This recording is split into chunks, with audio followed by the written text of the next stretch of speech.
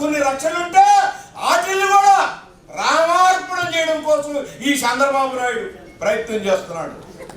దళితులు ఇప్పుడు పోతున్నాం మేమందరం, పవన్ కళ్యాణ్ గారు మేమందరం వెళ్తున్నాం ఉత్తరాయపాడు. దళితులు 10,000 మంది, 10,000 ఎకరాలు, 29 గ్రామాలు. ఆ ప్రాంతంలో దళితులకే వాడు మనుషులు కాదా?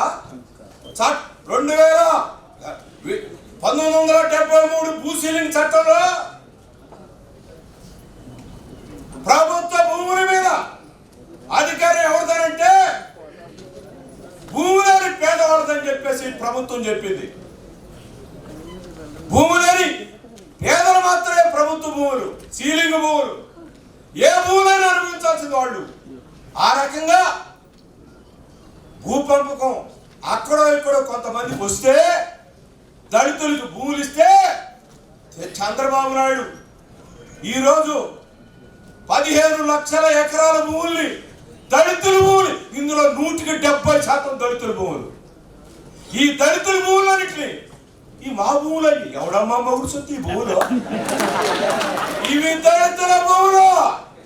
చంద్రబాబు నాయుడు బాబుయే కాదు, వీళ్ళకందరికీ ఖచ్చితంగా దళితులకి న్యాయం జరగాలి తప్ప ఇతర పట్టాదారులకి ఎన్ని రకాలైనటువంటి నష్టపరిహారాలు ఇస్తారో దళితులకు కూడా అంతే నష్టపరిహారం ఇవ్వాలా.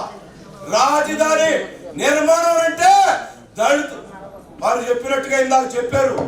ఇక రాజధానిలో చంద్రబాబు నాయుడు రాజ్యంలో దళితులు బతకలేరు, దళితులు ఉండలేరు. ఆ రకమైనటువంటి పరిస్థితులు తీసుకొస్తా ఉన్నారు.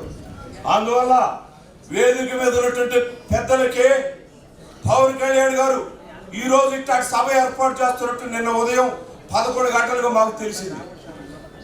నిన్న ఉదయం దాకా మాకు తెలియదు. నేను మనవి చేస్తున్నా, ఈ రోజు ఈ రకమైనటువంటి సభ ఏర్పాటు చేసి ఈ సమస్యలన్నింటినీ మన ఆంధ్రదేశంలో పెద్దలు గోపాల్ గౌడ్ గారు లాంటి, పివి రాజగోపాల్ గారు లాంటి ఇతర పెద్దలందరూ ఉన్నారు వేదిక మీద. వారందరికీ పేరు పేరున మాట ఇస్తున్నాం.